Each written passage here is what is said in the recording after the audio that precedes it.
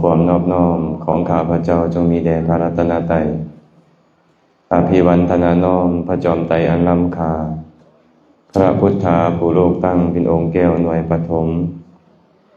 อภิวาทกราบก้มพระธรรมทรงผ่องใสเลิศวิไลงามงดดังสุรีแยงพื้น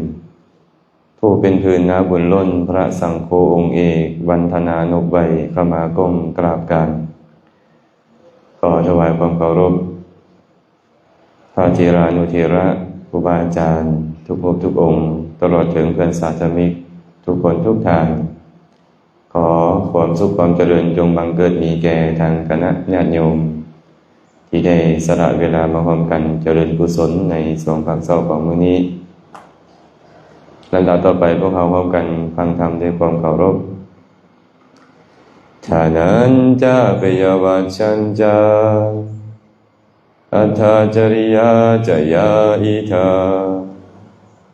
สมานัตตาตาจะธรรมเมสุตัตตาตัตถายะทาระหังอิเตโกสังฆะโลเกรัตถัสสานิวายายโตอิเตจะสังฆะนาสุนะมาตาพุทธการณาลาเพทามานังปูชังวาปิตาวาพุทธการณายัสมามหัตสังฆา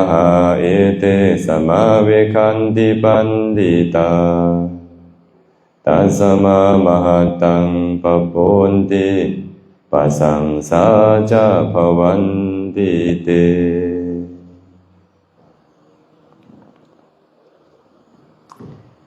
คาถานี้พระสัมมาสัมพุทธเจ้าได้ตรัสแสดงไว้ในคัมภีร์อังคุตตรนิกายจตุกนิบาตแต่ก่อนจะได้อธิบายขยายความของพุทธพจน์เมื่อนี้ก็ขออนุโมทนาบุญนำทางท่านอาจารย์พรสวรรค์หัวหน้ากรรมการเผยแผ่ศีลธรรมแขวงหัตถปือด้วยความเคารพที่เป็นได้จัดงานนี้ขึ้นมามีโอกาสให้พวกอาตมาภาพเองได้มีความเจริญกุศลและก็ญาติโยมทุกท่านได้มีความเจริญกุศลแล้วก็นับถือฮักแพงไปยังท่าน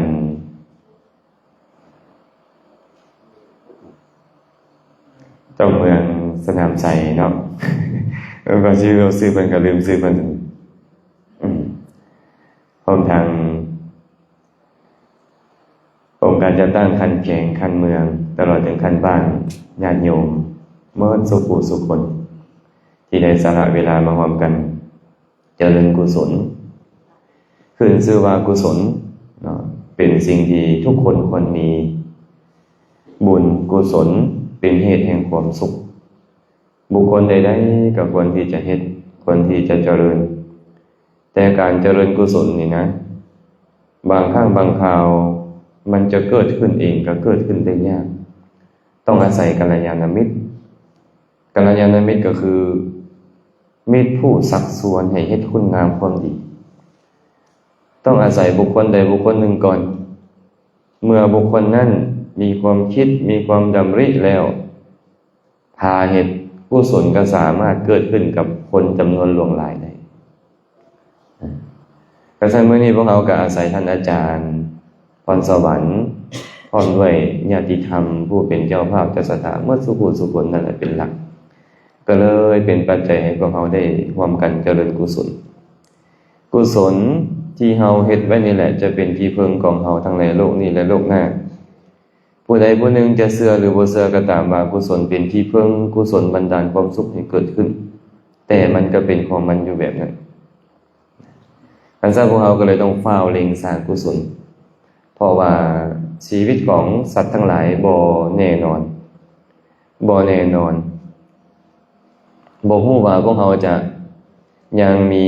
ชีวิตไปอยู่ได้อีกจักมื้อจักเดือนหรือจักปีสิ่งที่รีบด่วนที่สุดก็คือการเร่งสร้างกุศลคุณงามความดีอย่าเฮ็ดชีวิตของพวกเราให้เร็วเปล่าอาตมานึกถึงคำเว้าของผู้เฒ่าโบราณเพิ่นเว้าไว้แบบนี้คันสิเที่ยวทางเบิ่ง ให้หาห่มบังหัวเด้อคันสิเที่ยวทางไกลไทยถงให้มีพร้อมคันสิไปทางหน้าให้หาทิงบั้งใหญ่ใส่น้ำไว้เต็มบั้งสาแล้วจังค่อยไปบั้งทิ้งนั้นว่าไว้คันบั้งใหญ่คือโตเฮา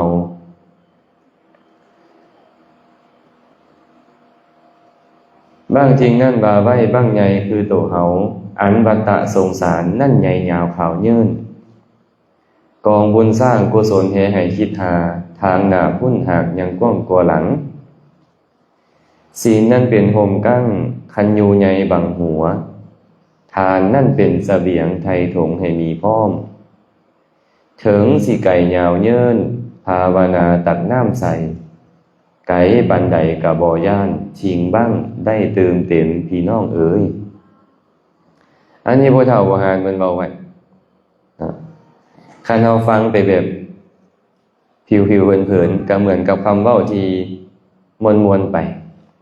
แต่ถ้าได้เข้าไปคบคิดพิจารณาตามที่เพิ่นเว้าแท้มันจะเป็นเนื้อหาธรรมะที่ค่อนข้างลึกซึ้งเพิ่นบอกว่าคันสิเที่ยวทางเบิ่งให้หาห่มบังหัวเด้อเป็นหยังเที่ยวทางเบิ่งจึงต้องหาห่มบังหัวทางเบิ่งมันบ่มีต้นไม้ใบหญ้ามันถูกแดดแผดเผาคันบ่มีคันห่มแล้วมันจะทุกข์ทรมานลำบากอาตมานึกถึงตนเองแต่ละปีก็จะพาครูบาอาจารย์ไปย่างจาริกธุดงค์แดดนี่ไหม้เมิดได้ออกบอนใดที่มันถึกแดดนี่ไหม้จนลอกคนแหละไหม้เมิดทางหน้าทางตาทางแขนทางอย่างแหละไหม้คันผู้ใดมีคันโฮมมีแนวบังมันก็ทุเลาลง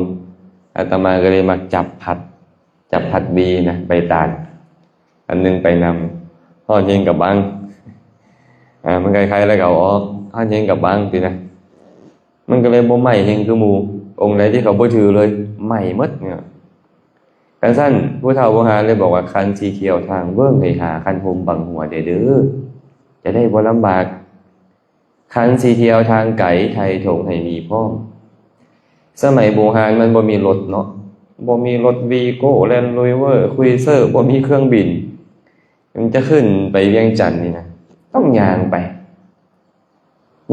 5 มื้อ10 มื้อมันบ่ฮอดใช้เวลาโดนคันอาหารหวานข้าวบ่มีเป็นจังได๋ลำบากบ่ลำบากเพิ่นเลยบอกว่าคันสิเที่ยวทางไกลไทยถงให้มีพร้อมเงินคำกำแก้วต้องมีเสบียงทางต้องพร้อมคันสิไปทางหน้าเป้าหมายมันยังเหลียวเบิ่งบ่เห็นนี่นะให้หาทิ้งบั้งใหญ่ๆใส่น้ำไว้เต็มบั้งสาแล้วจังค่อยไปบางที่หิวข้าวนี่นะมันบ่ทอหิวน้ำเนาะหิวน้ำนี่มันเหมือนจะตายอาตมานอนกลางคืนแล้วมักเปิดพัดลมบางเทื่อมันลืมปิดแล้วนอนหลับมาปรากฏมันฝันหิวน้ำใจสิขาดตายครับผู้เมื่อเพิ่นว่าโอ้ยเฮาหิวน้ำไอ้หิวน้ำมันเฮงก็หิวข้าวได้เพิ่นเลยบอกว่าสิไปทางหน้าที่เป้าหมายมันยังเหลียวบ่เห็นเลยดินะให้หาบั้งทิ้งใหญ่ๆเอาไว้ใส่น้ำไว้เต็มบั้งสาแล้วจังค่อยไปได้พักได้เซาดื่มน้ำเข้าไปก็มีแรงไปต่อแม่นบ่สบายอกสบายใจบั้งทิ้งนั้นว่าไว้บั้งใหญ่คือตัวเฮานี่แหละอันวัตตะสงสารมันใหญ่ยาวขาวยืนวัตตะสงสารมันใหญ่ยาวขาวยืนแบบใดพระพุทธเจ้าตรัสกับภิกษุทั้งหลายแบบนี้ว่าภิกษุทั้งหลายพวกทานทั้งหลายจะเข้าใจว่าจังไดน้ำตาของพวกทานทั้งหลายที่หลั่งไหลออกจากตาของพวกทานเพราะการพัดพรากจากสิ่งที่เป็นที่ฮักพบพ่อสิ่งที่บ่เป็นที่ฮักน้ำตาหลั่งไหลออกจากตานั่นกับน้ำในมหาสมุทรทั้งสี่อันใดหลายก่อนภิกษุทั้งหลายภิกษุทั้งหลายก็เลยตอบว่าข้าแต่พระองค์ผู้เจริญพวกข้าพระบาททั้งหลายยอมรับรู้มาจากพระผู้มีพระภาคเจ้าว่าน้ำตาที่หลั่งไหลออกจากตาของพวกข้าพระบาทนี้ที่ประสบทุกข์เพราะพัดพรากจากของฮักของแหนต้องพบเจอกับสิ่งที่บ่น่าฮักบ่น่าพอใจหลายกว่าน้ำในมหาสมุทรทั้งหลายเสียอีก น้ำในมหาสมุทรทั้งหลายบ่ได้หลายเลยกันพระพุทธเจ้าก็บอกว่าถึงแล้วภิกษุทั้งหลายพวกทานทั้งหลายนี่นะผู้ถูกอวิชชาปิดบังเอาไว้ถูกตัณหาดึงจองไปซัดนำไปเวียนว่ายตายเกิดในสังสารวัฏนี้น้ำตาที่หลั่งไหลออกจากตาของพวกทานผู้พัดภาคจากของฮักผู้ประสบพบเจอสิ่งที่บ่น่าฮักบ่น่าพอใจตลอดการอัน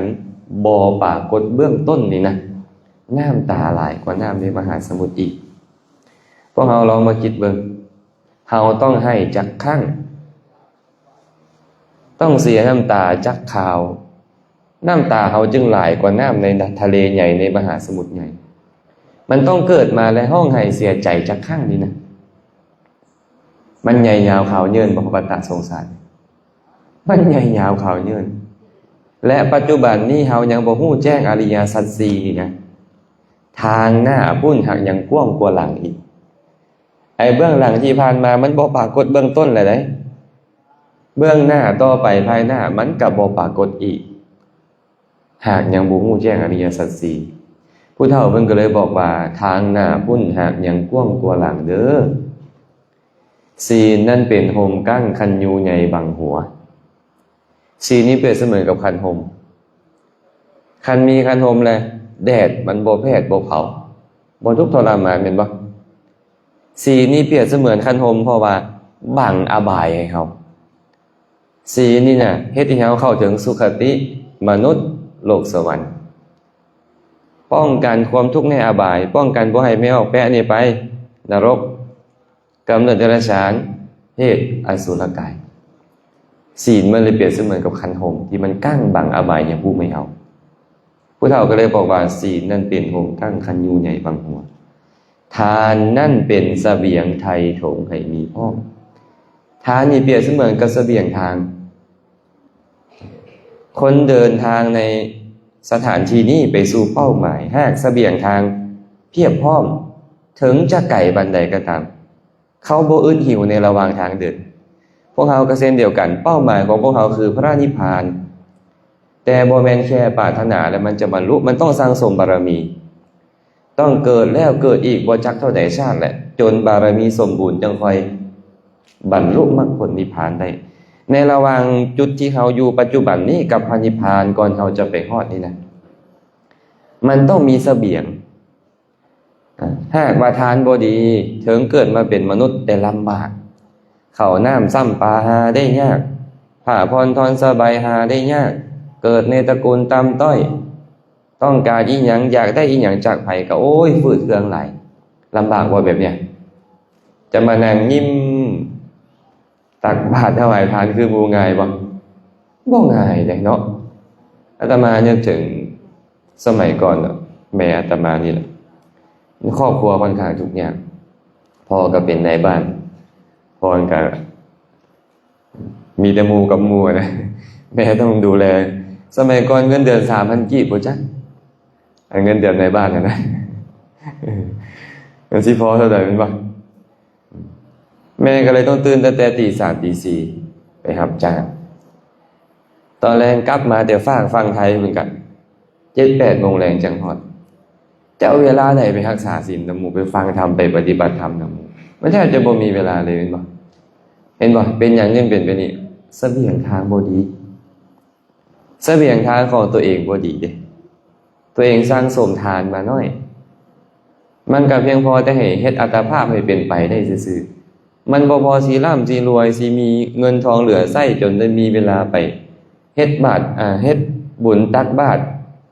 ได้ดีกว่าคนอื่นมันยากแต่บ่ได้หมายความว่าเฮ็ดบ่ได้เลยนะแต่มันมีสิ่งอื่นที่ต้องดึงจองให้เฮาไปค่านี่ค่านั่นแหละค่าบางทีนี่ไปรับเงินเขามาก่อนแล้วเอามาซื้ออยู่ซื้อกินนั่นนะแล้วจะค่อยไปเฮ็ดเวียกให้เขาทีหลังแบบนี้ก็มีสั้นๆผู้เฒ่าก็เลยบอกว่าทานนั่นเป็นเสบียงไทยถงให้มีพร้อมเด้อคันว่าทานเจ้าดีเสบียงทางเจ้าดีเกิดมาชาติใดๆเป็นผู้หันตั้งมีอีหยังก็หาได้ง่ายเงื่อนไขในการเจริญกุศลเจ้าดีกว่าคนอื่นเป็นบ่แม่นผู้ไข โอ้ยคันบ่มีเสบียงทางแต่บ่ได้มานั่งอยู่นี่ดอกเอามื้อนี้ต้องไปรับจ้างเกี่ยวข้าวแหละช่วงนี้เนาะฉะนั้นผู้เฒ่าก็เลยเตือนว่าจังซี่ว่าทานนั้นเป็นเสบียงไถ่ทุกข์ให้มีพร้อม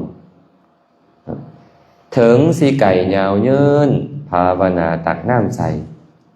ไก่ปานใดก็บ่ย่านชิงบ้างได้ตื่มเต็มภาวนานี่เปรียบเสมือนกับเติมเสบียงบุญอยู่ตลอดเลยมันไก่ปานใดก็อยากคือพวกเฮานี่พวกเฮายังบ่ฮู้ดอกว่าชาติสุดท้ายตอนใดเพราะเฮายังบ่คันบรรลุโสดาบันเทื่อแม่นบ่คันบรรลุโสดาบันแล้วกำหนดได้อีก7ชาติแต่พวกเฮามันยังกำหนดบ่ได้เพิ่นเลยบอกว่าเทิงที่ไก่ยาวเยินเด้อภาวนาตักน้ำใสบุญกุศลให้เอาเข้าใส่ตัวเด้อไก่ปานใดก็บ่ย่านทิ้งบ้างได้ตื่มเต็มถึงมันจะต้องเกิดอีกหลายภพหลายชาติก็ตามแต่แหละเกิดมาแล้วเกิดในแต่สุขติเข้าป่าอาหารหาได้ง่ายผ้าพรทอนสบายหาได้ง่ายสุขภาพพารานามัยสมบูรณ์เงินไขต่างๆดีเมิดหลายชาติมันก็ยังไขก่อนคนบ่มีเสบียงเลยแม่นบ่ฉะนั้นบุญกุศลจึงเป็นสิ่งที่พวกเขาต้องเฮ็ดบ่ว่าจะเป็นทานเป็นศีลเป็นภาวนาก็ตามทานก็จำเป็นได้โยมไหมศีลก็ต้องรักษาภาวนาก็ต้องเจริญบางคนนี่มักให้ทานแต่บ่มักรักษาศีลบ่มักฟังธรรมบ่มักภาวนาแน่นอนเกิดมาชาติใดๆสิ่งอำนวยความสะดวกเขาจะหาได้ง่ายแต่ว่าบ่แน่นอนว่าจะไปเกิดอยู่บ่ใดบางครั้งอาจจะไปเกิดเป็นม้าเกิดเป็นแมวเกิดเป็นสร้างเป็นม้าของพระราชาของเศรษฐีขี่รถเบนซ์นอนห้องแอร์กินอาหารดีแต่เป็นได้แค่สัตว์เดรัจฉานเอาบ่แบบนี้บ่เอาบางคนนี่บ่มักให้ทานบางคนนี่นะแต่มักรักษาศีลดีพ่อใหญ่ตายแล้วไปเกิดเป็นมนุษย์แต่ไปเกิดเป็นเทวดาเนี่ยแต่ว่าทุกข์ยากไปเกิดเป็นมนุษย์เกิดเป็นเทวดาแต่ทุกข์ยากลำบากเหลือเกินเทวดาก็ลำบากเมื่อนั้นอาตมาว่าให้ฟังเนาะพ่อใหญ่เนาะมีเทวดาตนหนึ่งมีลูกน้อยอยู่2ลูกชายก็สิอายุประมาณ10ปีลูกสาวก็สิอายุประมาณ3-4ปีหิวข้าวเป็นเทวดาที่จะลำบากนะหิวข้าวก็เลยแม่พาไปหวังว่าจะเก็บเศษอาหารที่เขาเหี่ยคือมื้อนี้นี่นะเทวดาบางพวกอาจจะมาเก็บเศษอาหารเหี่ยก็ได้นะก็เลยพาไปแม่เพิ่นก็เลยไปเลียวเห็นพระพุทธเจ้ากำลังนั่งแสดงธรรมอยู่คล้ายๆเฮานี่แหละภิกขุณีอุบาสกอุบาสิกานั่งฟังธรรมอยู่แม่ก็เลยได้ยินเสียงพระพุทธเจ้าโอ้ยมวนแท้ยุดตั้งใจฟังโอ้ยเป็นกล่าวธรรมะได้ลึกซึ้งแต่ว่าหิวลูกชายกับลูกสาวหิวแม่เอ้ยพาลูกไปท้อพาลูกไปลูกหิวว่าซั่นแม่ให้เลยหยุดก่อนเพิ่นพวกเจ้าฮู้บ่เป็นหยังพวกเขาจึงได้กำเนิดปีศาจนี้เป็นเทวดาแต่บอกตัวเองว่าเป็นปีศาจเพราะว่าหน้าตาอัปลักษณ์เหลือเกินลำบากขาดเคินเหลือเกินย้อนเฮาบ่ได้ฟังธรรมของพระพุทธเจ้าของพระอริยเจ้าพวกเจ้าจงมิตรแม่สิตั้งใจฟังธรรมย้อนเฮาบ่ฟังธรรมลูกเอ้ยเฮาจังลำบากขนาดนี้นะเพิ่นว่าบ่ฮู้ว่าอันใดดีอันใดชั่วเลยพวกเฮาจังลำบากขนาดนี้ลูกชายน้อยถึกแม่ให้โดยขอแม่จงฟังธรรมลูกและน้องสาวจะมิตรทั้ง3ตนก็เลยมิตรพระพุทธเจ้าก็ทรงกระแสธรรมะเข้าไปหาเราโดยเฉพาะเลยฟังธรรมจบลงบรรลุเป็นพระโสดาบัน2แม่ลูกชายกับแม่บรรลุเป็นพระโสดาบันแต่ลูกสาวน้อยเกินไปบ่คันมีปัญญาพิจารณาได้ว่าอันใดเป็นสุภาษิตเป็นทุพภาษิตหลังจากบรรลุเป็นพระโสดาบันแล้วของอันเป็นทิพย์มันเกิดขึ้นได้อย่างนึงเพราะบุญเก่าก็มีอยู่บางอย่างนะมันก็เป็นปัจจัยให้เกิดขึ้นได้เนี่ยเห็นบ่เทวดาตกทุกข์ก็มีมักบ่แบบเนี้ยบ่เอาเนาะมาเป็นมนุษย์ก็ทุกข์ยากลำบากก็บ่เอาแสดงว่าศีลซื่อๆกันยังบ่พอได้เนาะศีลซื่อๆกันยังบ่พอบางคนเนี่ยปฏิเสธเลยทานข่อยก็บ่เอาศีลข่อยก็บ่สนข่อยจะภาวนาอย่างเดียวเพิ่น ภาวนาแสดงว่าเพิ่นหันบ่เข้าใจคำว่าภาวนาคันภาวนาดีทานต้องดีคนภาวนาอหย่างสิมายึดติดนำเข้าของเล็กน้อยแบบนี้แม่นบ่คนภาวนาใจเขาก็โอ้แห่งสละแห่งปล่อยวางผู้ใดขอให้ลดแม่นบ่คนภาวนาอีหยังสิเป็นตึกเบ็ดอยู่นี่มันบ่แม่นจังซั่นดอกแม่นบ่คนภาวนาดีศีลก็ต้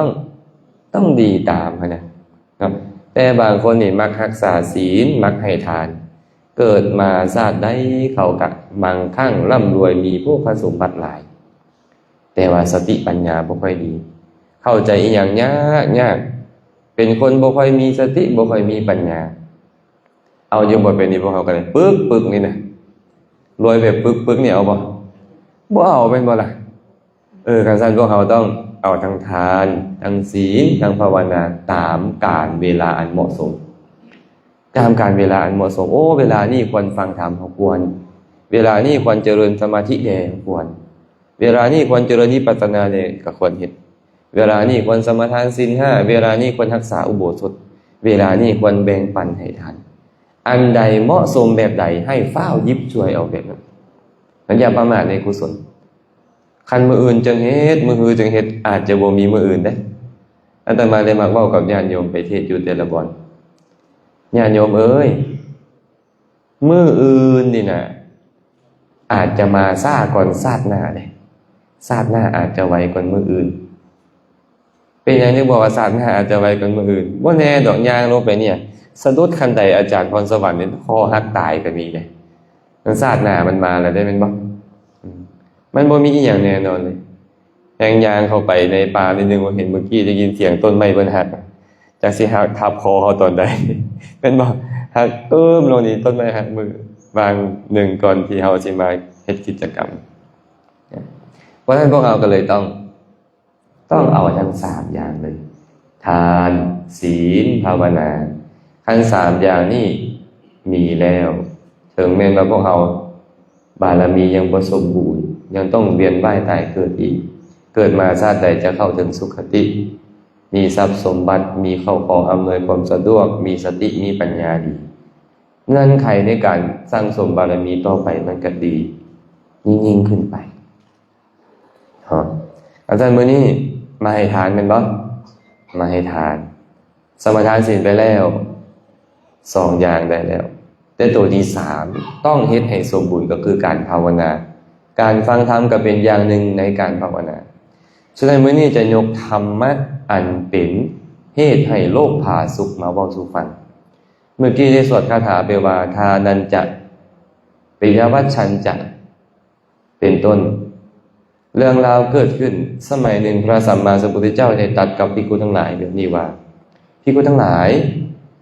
ทำเครื่องสงเคราะห์โลกเฮ็ดให้โลกหมุนไปมีอยู่4ประการนี้4ประการเป็นจังได๋ 1การให้ทานคือการแบ่งปัน2การให้คำเว้าที่อ่อนหวานเอิ้นว่าปิยวาจา3การให้สิ่งที่เป็นประโยชน์เอิ้นว่าประพฤติสิ่งที่เป็นประโยชน์อัตถจริยา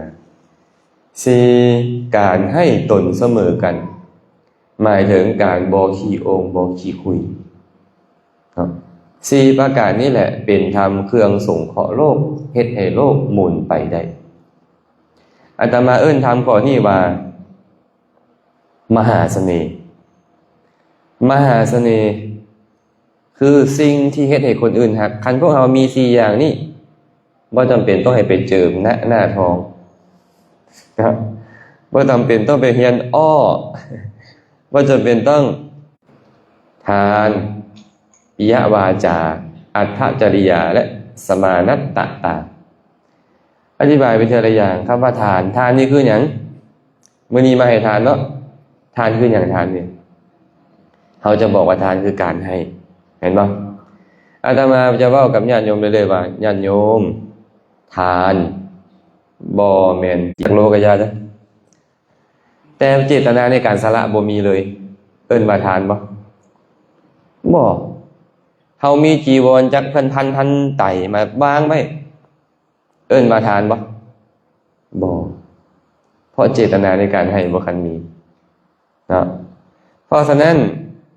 จีวรบิณฑบาตเป็นต้นนั่นเป็นเพียงที่ตั้งเกิดขึ้นของทานเพิ่นเลยเอิ้นว่าวัตถุทานวัตถุทานทานจะดีหรือบ่ดีบ่ได้อยู่ที่วัตถุแต่บางคนได้วัตถุดีทานดีคือใจมันดีโอ้ยมื้อนี้เฮาได้อาหารดีมื้อนี้เฮาได้ผ้าผ่อนทอนสบายเป็นต้นที่ดีใจมันก็ดีเนาะแต่บางคนเนี่ยดีบ่ดีก็ตามเฮ็ดใจให้ดีได้อันนี้ทานเขาเจ้าดีบางคนนี่แม้จะได้ของดีแล้วแต่ก็ยังเฮ็ดใจให้ดีบ่ได้อันนี้ก็ทานบ่ดีท่านทานที่ดีคือเจตนาในการสละมันต้องดีท่านเจ้าต้องฮู้คุณเด้ฮู้คุณของพระพุทธฮู้คุณของพระธรรมฮู้คุณของพระสงฆ์แล้วสละไปเพื่อหยังบูชาพระพุทธพระธรรมพระสงฆ์แบบใดขั้นใจของพวกเรานี่มันปรุงแต่งได้เลยนะได้ดีกุศลทานก็ดีเครื่องเฮ็ดอาหารเนาะแม่ผู้ไข่จางเจ้าตืมเกลือ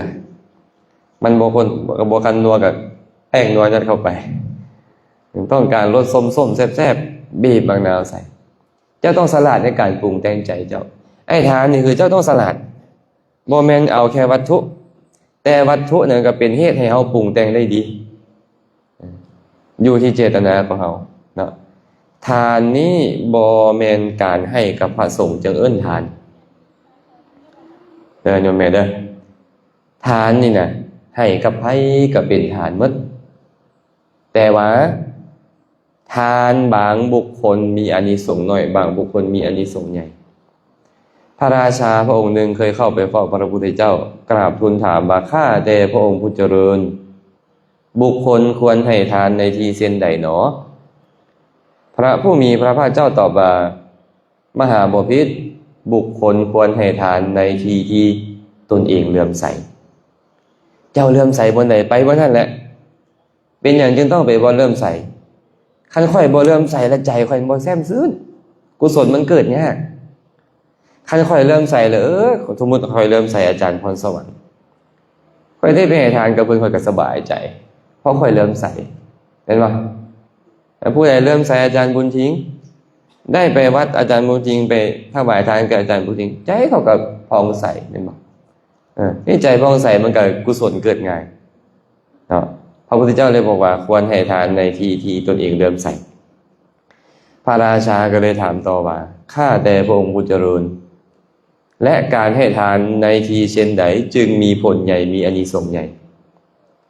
พระพุทธเจ้าก็เลยตรัสว่ามหาบพิตรควรให้ทานอยู่ใส่เรื่องหนึ่งได้ให้ทานอยู่ใส่มีผลใหญ่มีอานิสงส์ใหญ่อีกเรื่องหนึ่งบ่แม่นว่าบ่อนเจ้าเลื่อมใสจึงมีผลใหญ่มีอานิสงส์ใหญ่บ่แม่นถึงเจ้าเลื่อมใสก็ตามแต่บ่ได้แม่นว่าจะต้องมีผลใหญ่มีอานิสงส์ใหญ่มหาบพิตรการให้ทานในทานผู้มีศีลมีผลใหญ่มีอานิสงส์ใหญ่โดยเฉพาะผู้มีศีลที่เป็นอาเสขะคือเป็นพระอรหันต์หมายความว่าให้ทานในผู้ที่มีศีลหลายขึ้นอานิสงส์หลายขึ้นพระองค์ก็เลยตรัสไว้ในอัฏฐกินายวิภังคสูตรให้ทานกับสัตว์เดรัจฉานได้อานิสงส์100ให้ทานกับคนทุศีลได้อานิสงส์ 1,000ให้ทานกับผู้มีศีลได้อานิสงส์100,000ให้ทานกับผู้ข่มความกำนัดยินดีมีศีลแล้วบ่พอเพิ่นมีสมาธิพร้อมเจริญฌานได้อานิสงส์100,000 โกฏ100,000 โกฏชาติแต่ให้ทานในทานผู้ปฏิบัติเพื่อให้บรรลุโสดาบันหมายถึงโสดาปฏิมัคคบุคคลสูงสุดคือโสดาปฏิมัคคบุคคลหรือเริ่มตั้งแต่ผู้เริ่มถึงพระพุทธพระธรรมพระสงฆ์เป็นที่พึ่งเขาชื่อว่ากำลังน้อมไปเพื่อปฏิบัติให้บรรลุโสดาบันให้ทานแก่แต่บุคคลเช่นนี้ไปจนฮอดโสดาปฏิมัคเนี่ยอานิสงส์นับประมาณบ่ได้นับบ่ได้เลยว่าเท่านี้100เท่านี้พันเท่านี้แสนเท่านี้โกฏนับบ่ได้บ่จำเป็นต้องกล่าวถึงโสดาบันสกทาคามีอนาคามีสูงสุดคือให้ทานกับพระพุทธเจ้าให้ทานในทานผู้มีศีลมีอานิสงส์หลายแม่นผู้ใดล่ะผู้มีศีลบ่เนี่ยบ่ได้ติดป้ายไว้ซ้ำข่อยมีศีลเด้อผู้มีศีลดันบ่ได้ติดป้ายไว้อีกแม่นญาติโยมแม่เบิ่งด้วยตาเปล่าบ่ออกผู้มีศีลนี่นะ เห็นบ่คันเมื่อเลือกบ่ได้ไปนี่คนเฮ็ดจังได๋ล่ะพ่อใหญ่เพิ่นก็เลยพาเว้าเมื่อกี้นี่ขอถวายทานแก่พระสงฆ์สงฆ์นี่มีศีลแน่นอนศีลสมบูรณ์แน่นอนพระสงฆ์เพราะพระสงฆ์แท้ๆนี่น่ะคือโสดาบันสกทาคามีอนาคามีและอรหันต์พระพุทธเจ้าตรัสไว้แบบนี้ว่าปหาราทะสาวกของพระสัมมาสัมพุทธเจ้ายอมบ่ล่วงละเมิดสิกขาบทที่พระพุทธเจ้าบัญญัติไว้แล้วแม้เพราะเหตุแห่งชีวิต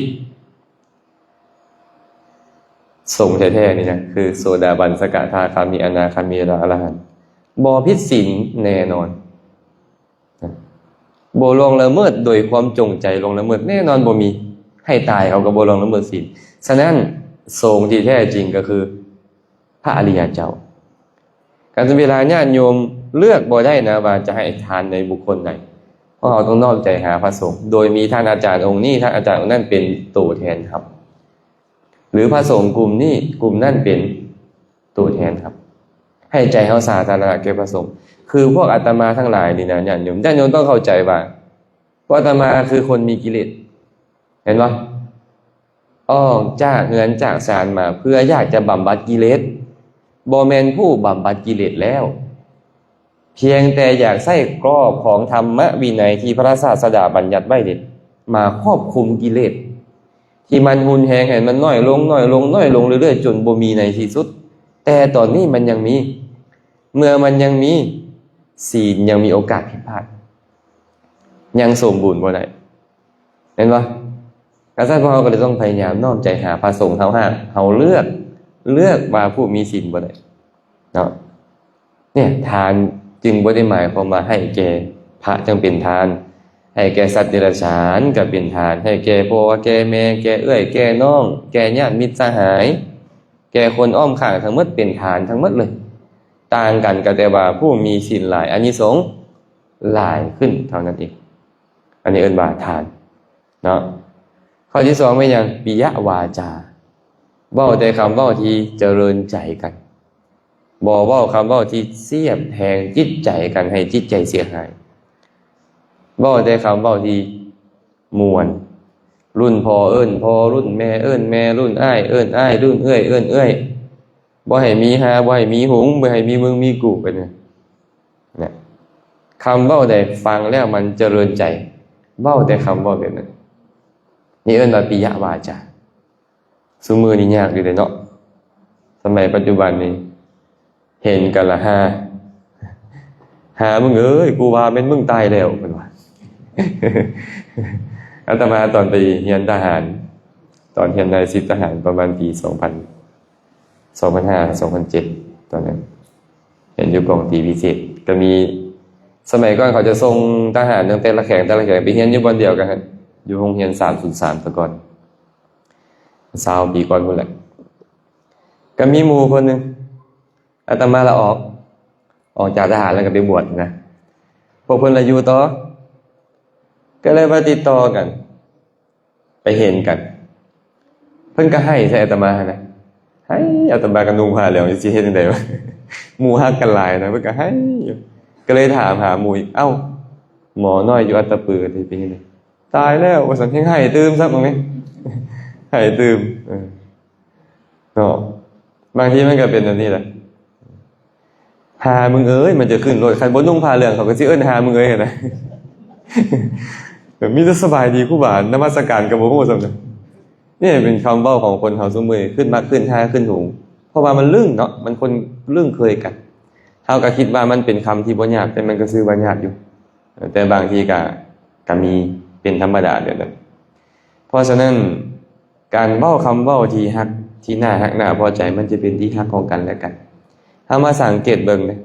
คนผิดป้องต้องเถียงกันซุมื้อก็ย้อนคำเว้าที่บ่ม่วนแม่นบ่โดยเฉพาะวัยรุ่นนี่มักผิดกันย้อนคำเว้าที่บ่ม่วนนี่แหละผิดใจกันหน่อยนึงโอ้ทหารนี่ทั้งโหดแต่ทหารนี่ไปบอกหน่อยนึงเพิ่นก็ทหารเพิ่นว่า ท่านเจ้าเมืองเพิ่นเนาะตอนสมัยก่อนนั่นน่ะฮักกันได้ทหารนี่นะเวลาไปทางนอกก็ไปตีคนทางนอกนี่ต้องตีช่วยกันเด้แต่ว่ามาค่ายก็ตีกันเอง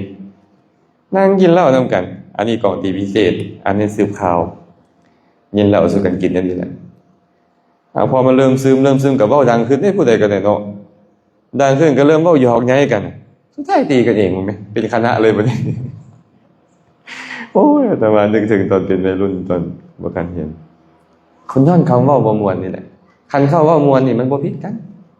มีแต่ฮักแพงกันแม่นบ่พ่อนี่การสั่นข้อที่2นี่พระพุทธเจ้าได้บอกว่าเป็นเหตุให้ฮักแพงกันให้โลกหมุนไปได้ด้วยดีข้อที่3นี่ล่ะอัตถจริยาการประพฤติสิ่งที่เป็นประโยชน์ต่อกันประพฤติสิ่งที่เป็นประโยชน์คืออันใดจะเป็นประโยชน์ต่อหมู่เฮ็ดอันนั้นเว้าในสิ่งที่เป็นประโยชน์นั้นบางครั้งบางคราวคำเว้าอาจจะบ่ม่วนก็จริงแต่มันเป็นประโยชน์พระพุทธเจ้าตรัสไว้แบบนี้เด้นิทีนังวะปวัตตารังยังปัสเสวัชทัสสนังนิกหาวาทิงเมธาวิงตาที่สังปันติตังพระเชตาที่สังพระชมานัสสะเสโยโหตินปาปิโยบุคคลใดก็ตามมักกล่าวคมถึงจะเป็นคำว่าบ่ม่วนก็ตามมักกล่าวคมเซิงบุคคลควรเห็นบุคคลเช่นนั้นว่าเป็นเหมือนผู้ซี่คุมทรัพย์ให้ควรเข้าไปคบบุคคลเช่นนั้นแหละเพราะเมื่อคบบุคคลเช่นนั้นอยู่จะ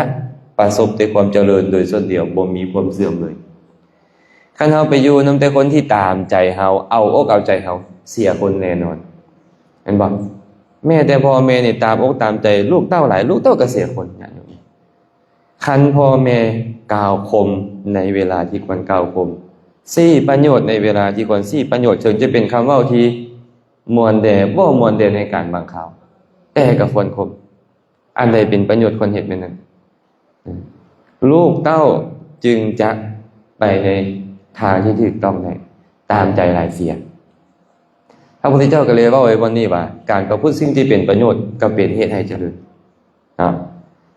ประเภทที่4นี่ล่ะข้อที่4สมานัตตาความมีตนเสมอกันบ่ขี้องค์บ่ขี้คุยกินข้าวร่วมพากินปลาร่วมถ้วยได้นั่งบนเดียวกันได้นอนบนเดียวกันได้โอ้รวมกันได้อันนี้ใส่คนลาวไว้นี่เลยเนาะเพิ่นเว้าจังได๋ไปพุ่นกินปลามาพี่กินข้าวเนาะเอา2นี่พอเด้อตัวที่3บ่เอามีสุราแก้วเรานับเพื่อนสหายบ่เอาตัวนี้ แต่มันก็ต้องมีแม่นบ่แต่ว่าอันนี้มันมีตนเสมอมันก็ฮักแพงกันเป็นเหตุให้ฮักพังแพงกัน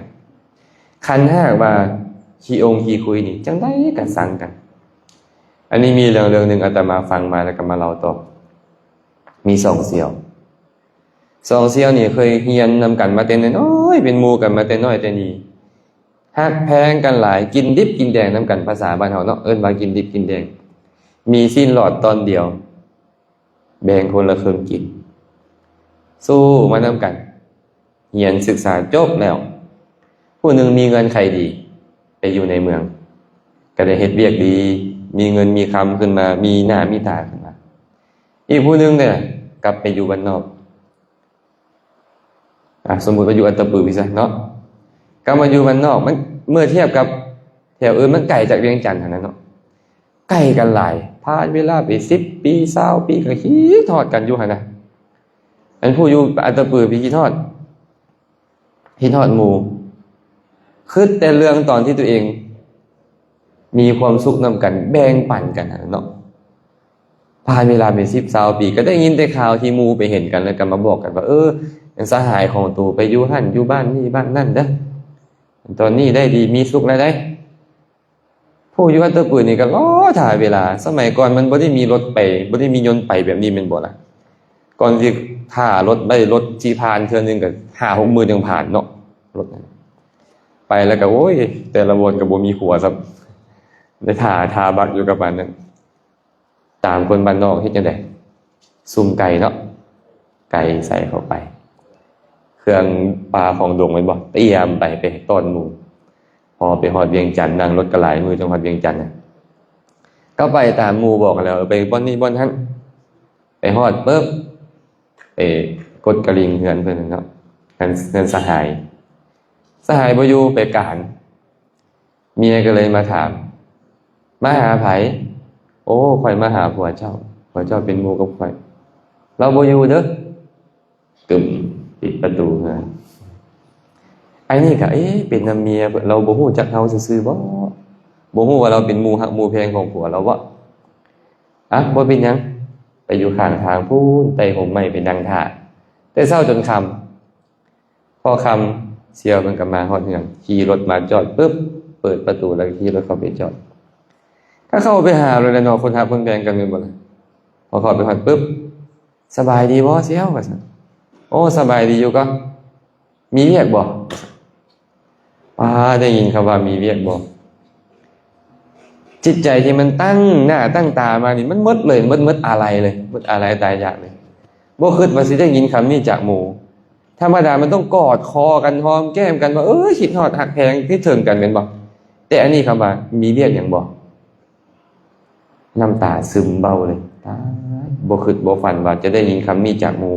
เฮานี่คิดฮอดหมู่มาเป็น10 ปี20 ปีก็ลืมหมู่บ่ได้คิดฮอดอยู่แบบนี้แต่หมู่เป็นอย่างนี้ก็บ่มีเวียกหยังแล้วคิดฮอดซื่อๆก็เลยมาเยี่ยมคันบ่มีเวียกหยังละเท่านี้แล้วก็ทิ้งเครื่องฝากไปหั่นตัดสินใจกลับบ้านเลยบัดเนี้ยแต่นี่ต่อไปคนผู้นี้จะบ่อยู่ในใจของข้อยอีกต่อไปข้อยจะบ่มีชื่อของคนผู้นี้แล้วในใจข้อยเห็นบ่ฮักกันหลายปานใดมันก็ซังกันนั่นแหละคันคนขี้โองขี้คุยเบื้องต้นยังบ่ได้ดียังบ่มีสุขนี่ฮักกันหลายมีเงินมีคำขึ้นมาหน่อยนึงมียศถาบรรดาทรัพย์ขึ้นมานิดนึงเขามักว่าก่อนคนลืมตัวคืองัวลืมตีนแม่นบ่ผู้ใดมักบ่คนแบบนี้เฮามักกันบ่มักคันขาได้เฮาขาพุ่นแหละบ่แม่นแต่บ่มักลาแม่นบ่รัดตีรัดขาได้พุ่นแหละเอานี่ตรงกันข้ามเลยคันมีสมานัตตากินข้าวหอมผ้ากินปลาหอมถ้วยกันได้มันก็มีแต่ความหักความแพงเนาะฉะนั้นบางคนเขาต้องการแบ่งปันอันอื่นบ่สนเจ้าสีดาสีว่าข่อยก็ยาเจ้าขี้โองขี้คุยก็ยาเจ้าบ่เฮ็ดสิ่งที่เป็นประโยชน์แก่ข่อยก็ยาแบ่งปันข่อยแลบางคนบางที่นี่เขาอยากได้เท่านี้แต่บางคนอันอื่นข่อยบ่เอาบ่ต้องเอาเงินเอาคำมาให้ข่อยบ่ต้องเฮ็ดสิ่งที่เป็นประโยชน์ต่อข่อยบ่ต้องมากินข้าวหอมปลากินปลาหอมถ้วยกับข่อยต้องการแค่คำเว้าที่ดีๆเจ้าเว้าม่วนกับข่อยได้มั้ยบ่แม่นเห็นหน้านำได้ก็ด่าก็ให้ก็ดูแค้นอยู่หั่นบ่แม่นจังซั่นบางคนต้องการคำเว้าที่ดีแต่บางคนอันอื่นอย่าอันใดเป็นประโยชน์บอกกล่าวค่อยตักเตือนค่อยชี้แนะค่อยได้เจ้าบ่ต้องมาให้หยังค่อยบ่ต้องมาเว้าม่วนบ่ต้องมีตนเสมอค่อยแต่โทษที่เกิดขึ้นกับค่อยป้องกันให้แดประโยชน์ที่มีแก่ค่อยแนะนำบอกกล่าวค่อยได้บางคนต้องการแบบนี้แต่บางคนบ่ต้องการอันอื่นเลยอย่าขี้คุยหลายบ่ต้องเอาเงินมาให้ค่อยบ่ต้องเว้าม่วนกับข่อยก็ได้บ่ต้องประพฤติสิ่งที่เป็นประโยชน์ต่อข่อยแต่ว่าอย่าขี้โองขี้คุยหลายเฮาก็ให้สิ่งนั้นกับเขาแต่บางบุคคลต้องการทั้งหมดเลยเฮาก็ต้องให้ทั้งหมดคันเฮาให้4อย่างนี้แก่คนอื่นได้นี่นะเป็นที่ฮักที่พอใจของเขาแน่นอนนะลูกคันในเฮือนของเฮาเฮ็ดต่อลูกต่อเต้าลูกเต้าเขาก็ฮักเฮาคันพ่อแม่บ่ตั้งอยู่ในฐานะนี่เลยคือบ่เฮ็ดฐานะ4อย่างต่อลูกเลยลูกฮักพ่อแม่บ่มีลูกผู้ใดฮักพ่อแม่ตื่นมายามใดให้ด่าบ่เคยแบ่งปันบ่เคยหยิบยืนเลยอันใดเป็นประโยชน์บ่เคยซี้แนะบ่เคยห้ามโทษเลยกินข้าวกินปลากันยังบ่ให้กินความพานำเป็นจังได๋พ่อแม่สิฮักบ่พ่อแม่แบบนี้โอ้ยก็บ่ฮักแหละตามมาพระพุทธเจ้าก็เลยสรุปคาถาไว้แบบนี้ว่าทานันจะเปยวัชชันจะอัฏฐจริยาจญาอิทะสมานัตตาจะธัมเมสุตัฏฐะยะอัฏฐารหังเอเตโคสังคหาโรเกระทัสสานีวะยายะโตเพิ่นบอกว่าการให้ทานแบ่งปันการเว้าคำเว้าที่มวลหูเจริญใจการประพฤติสิ่งที่เป็นประโยชน์การมีตนเสมอเป็นธรรมเครื่องสงเคราะห์โลกเฮ็ดให้โลกนี้อยู่ผาสุขโฮมเย็นเหมือนกับลิ่มสลักที่มันยึดเผารถให้ติดกับตีนรถแล้วแล่นไปได้ด้วยดีรถของพวกเราต้องมีน็อตมันยึดบ่คันมีแต่ตีนรถกับเผานี่มันสิไปได้บ่คั่นน่ะ บ่ได้ไปมันก็แล่นออกคือกันเลยคันเฮาบ่มีธรรม4อย่างนี้ต่อกันเลยแตกกันแน่นอนธรรมเหล่านี้จึงเหมือนกับริมสลักเหมือนกับน็อตที่มันยึดให้เผารถกับล้อรถติดกันแล้วก็แล่นไปสู่สถานที่ต่างๆผมก็เลยบอกว่าเอเตโขสังขาโรเกย้อนว่าธรรม4อย่างอันเป็นเครื่องส่งพอโลกมีอยู่ในโลกมันว่าระทัสสานีวะยายโตเหมือนกับริมสลักนั่นแหละเอเตจะสังขานัสสุณมาตาปุตตการนาละเพทะมานังปูชังวาปิตาวาปุตตการนาแต่ถ้าหาก4อย่างนี้บ่มีอยู่ในโลกพ่อแม่ก็จะบ่ได้รับการอนุเคราะห์จากลูกจะบ่บูชาพ่อแม่เลยหากพ่อแม่บ่แบ่งปันให้ทานกับลูกแดหากพ่อแม่บ่เว้าสิ่งที่มวลกับลูกแดพ่อแม่บ่ประพฤติสิ่งที่เป็นประโยชน์ต่อลูกแดพ่อแม่เนี่ยบ่มีตนเสมอลูกแดพ่อแม่จะบ่ได้รับการสักการะบูชายกย่องจากลูกเด็ดขาดเลยเช่นเดียวกันได้คันลูกบ่เฮ็ดกับพ่อแม่เลยพ่อแม่ก็สั่งลูกคือกันแม่นบ่ฉะนั้นพวกเขาเลยต้องเริ่มจากเฮือนของพวกเขานี่แหละภายในเฮือนของพวกเขาต้องมี4อย่างนี้ต่อกันเอาบัดนี้เริ่มขึ้นมากลุ่มคนที่พวกเขาเป็นหมู่คณะกันต้องมีต่อกันผาสุกในเฮือนซานหลังนั้นก็ผาสุกกลุ่มคนนั้นก็ผาสุกหากบ้านละยาวใต้ทั้งบ้านนี่ละยาวกลางละยาวเหนือก็ตามเมื่อบ้านนี้มีธรรมเหล่านี้ต่อกันบ่มีดอกอันฆ่าฟันรันแทงกันบ่มีดอกลักเล็กขโมยน้อยคันฮักแทงกันบ่มีความบ่ผาสุกต่อต้มกันมันจะบ่มีเลยญาติโยมเอ้ยและบ้านนี้เมืองนี้จะผาสุกร่มเย็นอ้าวเมืองสามัคคีไสนี่ก็ตามเมืองอื่นก็ตามหรือแขกอันเตอร์ปืนนี่เลยก็ตามมีธรรมเหล่านี้ต่อกันหมดบ่มีทางที่จะมีขี้ลักมักซกมีผู้ให้อ้ายขโมยมีการฆ่าฟันรันแทงบ่มีเด็ดขาดเลยลองเริ่มจากคนใกล้ตัวของเขานี่ก่อนแล้วจะค่อยแผ่ขยายออกกว้างขึ้นคันเฮามีหลายขึ้นทุกคนมีผาสุกแน่นอนพระพุทธเจ้ารับรองเลยว่าผาสุกจะมีแต่คนฮักกันบ่มีคนซังกันเนาะพระผู้มีพระเจ้าก็เลยตรัสต่อไปว่า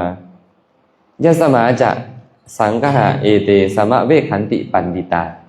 ตัดสมามหตังปโปนติปาสังสาจะพระวันติเต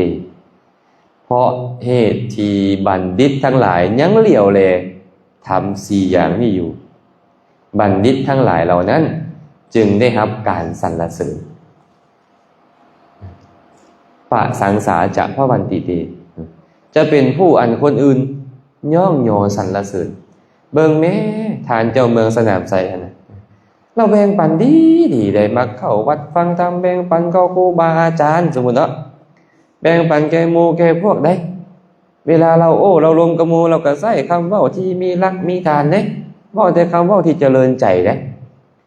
อันใดเป็นประโยชน์เราแนะนำเด้อันใดเป็นโทษเราพยายามบอกกล่าวตักเตือนห้ามปรามและเราบ่ขี้โองบ่ขี้คุยอีหยังนั่งนำหมู่บนใดก็ได้กินข้าวก็กินปลานำหมู่บนใดก็ได้เขาฮักบ่นี่เขาฮักทานเจ้าเมืองบ่นี่เป็นที่ฮักแน่นอนอาตมาเลยมักสอน ครูบาอาจารย์ญาติโยมลูกศิษย์ลูกหาเป็นนิบัติเฮานี่นะอย่าอยากไปยืนอยู่เทิงหัวคนให้เข้าไปนั่งในใจคน คันยืนอยู่เทิงหัวคนนี่นะเขาอึดอัดและเขาจะพยายามตัดขาเอาเขาลงคันอยู่ในใจคนนี่เขาบ่กล้าเฮ็ดอีหยังเพราะใจเขาเด้คันไปกระทบกระทั่งมันก็มีโทษเองเนาะเนี่ยทำ4อย่างนี่คือทำที่เฮ็ดให้เฮาเป็นนางในใจเขาคันทุกคนมีโดยเฉพาะผู้เป็นใหญ่มีนี่นะลูกบ้านหลานเมืองฮักเคารพนับถือบูชาแน่นอนเลยควรมีบ่พวกเขาควรได้เนาะมันมีอยู่แล้วดีหลายรักษามันไว้เจริญมันยิ่งขึ้นคันยังบ่มีก็ต้องเฮ็ดเทื่อละอันไปคันบ่มีนี่โอ้ยลำบากเด้ลำบากอยู่และผิดเว้าโต้เถียงกันมีแน่นอนครอบครัวแตกแยกแน่นอนเนาะ แต่เพราะนักปราชญ์บัณฑิตผู้มีปัญญายังเหลียวแลธรรมข้อนี้อยู่จึงเป็นเหตุให้ได้รับการสรรเสริญจึงเป็นเหตุให้สมาคมนั้นมีความผาสุกร่มเย็นได้ฉะนั้นเด้อเมื่อนี้ก็จะบ่เว้าอีกอย่างไรให้ยาเสน่ห์ไป4อย่างแต่ว่ายาเสน่ห์อันนี้เนี่ยแค่ตื่นขึ้นมาเอานั่งมารูปหน้าบ่เป็นที่หักได้ต้องเฮ็ดพร้อมแบ่งปันเว้าคำเว้าที่เจริญใจประพฤติแต่สิ่งที่เป็นประโยชน์เว้าสิ่งที่เป็นประโยชน์ซี่เนี่ยสิ่งที่เป็นประโยชน์และบ่ขี้องค์บ่ขี้คุยคันมี4อย่างนี้พวกเราทุกคนหักแพงกันแน่นอนพาสุขร่มเย็นแน่นอนเอาล่ะเนาะก็คงจะพอสมควรเพราะว่าครูบาอาจารย์เพิ่นว่าเพิ่นต้องเดินทาง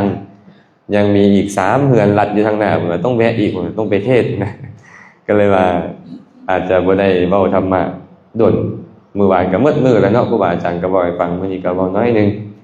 ก็ขอจบการกล่าวประกิณกะสาระธรรมของเพียงเท่านี้ขออนุโมทนาบุญนำคณะสงฆ์โดยเฉพาะและก็ท่านเจ้าอาวาสพร้อมด้วยพระเถระที่มาร่วมและก็ทางฝ่ายคฤหัสถ์ญาติโยมกับทางเจ้าเมืองสนามไซการจัดตั้งทางแขวงทางเมืองการจัดตั้งบ้าน